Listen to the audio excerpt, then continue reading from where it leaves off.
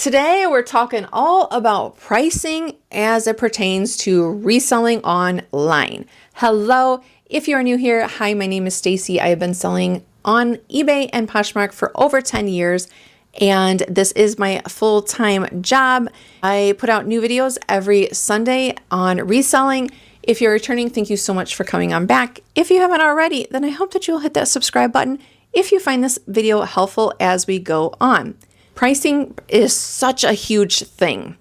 And mistake number one is overpricing your item. We all want to get the most money that we can for an item, but if you have it overpriced, sometimes it can just sit there month after month after month in your store and no sale. So you want to make sure that you are looking at the history and that you're looking at your inventory from time to time. Something that was selling for a certain amount, maybe 6 months ago, may not be selling for that. Maybe the market's been saturated. Maybe there's been, the weather changes, environmental change. Like there's so many things that can affect pricing. So don't just always list it and forget it. Look at it. If it's not selling, maybe you overpriced it. And underpricing. Now, there's a couple ways to look at this. Underpricing is where maybe you haven't factored in if you're offering free shipping, or even if you're doing plus shipping, but you haven't factored in maybe the packing supplies and the box weight that it would need to ship the item. And when you were listing, you only put the weight of the actual item. Maybe it's a large item and you didn't put the actual measurements, so you didn't list enough. So you didn't list the price enough to factor in any mistakes with shipping that you've made. Maybe you've underpriced it, and by the time that the promoted fee is out, the eBay fee is out, then all of a sudden you're like, ooh, I've only made like $1 or nothing. So keeping in mind what it sold for, and is this enough to make a profit with your fees? Another thing about this is yes, you don't want to overprice, but you don't want to leave money on the table. I try not to look up everything when I'm drafting, because some things run of the mill. It's like, well, okay, they're on average going to sell for this. But once in a while, there are things that you need to look closer attention to. For example, years ago, I wish I still had a screenshot of it. I don't think I do, but it was a Pro Snap vintage JCPenney's men's shirt. Now, most of them, I think it was Towncraft, most of them didn't sell for much. But there was certain patterns and this one was a corduroy kind of velvet, and it had a pattern across the top here. And, I wish I could remember how much it sold, but it sold for, it was well over $100. Now, if I would have just went with what generally the vintage JCPenney's men's shirts were selling, it would have been like $20-$30. But because this one had, the fabric was different and the pattern, it made it more attractive. So yes, you don't necessarily need to take the time to really look in detail at every single piece, but depending on what the item is, especially if it's vintage, you really want to look and see, like, is it something that is different enough? Hopefully does that make sense? Do you have any stories of underpriced or overpriced? Or that, like, this is a good thing sometimes, but have you ever had that where you list something and then it sells within like a half hour and you're like, oh, should I have priced it higher? But I try to tell myself, like, that's a good thing. Turn and burn, turn and burn. Number 4, inconsistent pricing. Now, I don't know, I don't have the data to support this, but maybe if a person buys from you and they like it, they had good experience, then they come back to you, and maybe let's just say you have, I had a Chico shirt that I was listing earlier. So you have a Chico shirt and it's short sleeve, button up, you sold it maybe $20. Then they come back and you have another kind of similar one and you have that listed for $40. Or one they bought for $10, but you have, like, yes, there can be ebbs and flows depending on the style, depending on the color, the season, all that kind of stuff. But you kind of want to have it consistent for that situation and also to help you.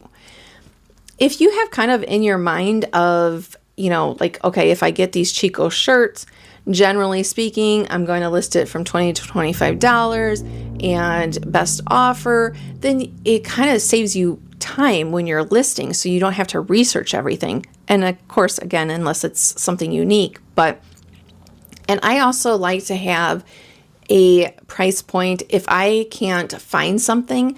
If I can't think of an example right now, but if I have something where the prices are all over the board, number one, maybe I'll do an auction. But if I don't want to do an auction and they're just, I can't really find anything and it's not something unique where it calls for an auction, then I'll just list something at $24.99. That's my starting price if I can't, if I can't figure out a price. So if you have something in your mind like that, then that will help you save time as well. Are you getting value out of this video? If so, then hit that thumbs up and hit that subscribe button to join me here every Sunday for some reselling videos. Another pricing mistake is not adjusting your prices over time. What you listed today, and if it doesn't sell in 6 months from now, that may not be what it's going for. Styles change, labels get saturated, inventory gets, saturated. After 2020, we had much more people coming onto eBay to sell, so things had to be adjusted. The economy can change, which can affect people, what they're spending. So reevaluating. Maybe you need to run more sales, a different percentage of sale on items. Maybe you just need to end the item and sell similar and lower the price. Maybe when you listed it, that coat, it was cold. Most of your consumers, let's say most of your buyers are in the Midwest, are in a cold area. And when you listed that jacket, it was cold. Not that you couldn't sell it during the summer. We do have international, but maybe now you don't want to wait till next winter to really sell it. So you drop the price just like a store would. Mistake number 6 is ignoring trends. Now, do you have to be up on all the latest trends and have all the latest trendy things in your store? No. But where it can help you is if you kind of know what's trending, number one, when you're sourcing what you're looking for.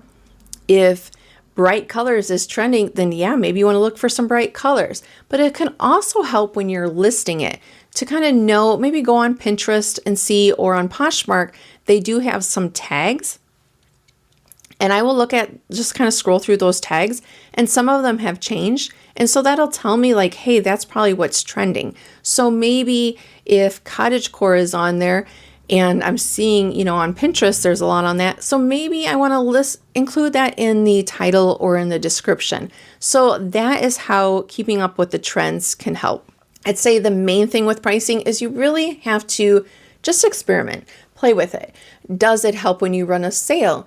Is it an 8% sale that gets you movement, or does it have to be more of a 20% sale that gives you movement? Maybe sales don't work at all for your store. Just kind of play around. Maybe it's better to actually mark down the item than run a sale. Maybe you have better luck with keeping the price the same, but offering free shipping or lowering the price plus calculated shipping. Just kind of playing around with what is going to work for you. It may depend on where you're located and where the most of your buyers are coming from. If for location wise and factoring in a shipping cost and how that relates to the price. It may depend on what you're selling. So really just kind of experimenting. I would love to know if you have any other tips on pricing that I haven't mentioned, or if you have any, tidbits or stories on pricing that you've experienced, good or bad, from maybe even from the buyer's perspective. I'd love to hear them. Thank you so much for watching. I hope that you have a wonderful week coming up and that you will join me in the comments for a chit chat down below and next Sunday. Thanks. Bye.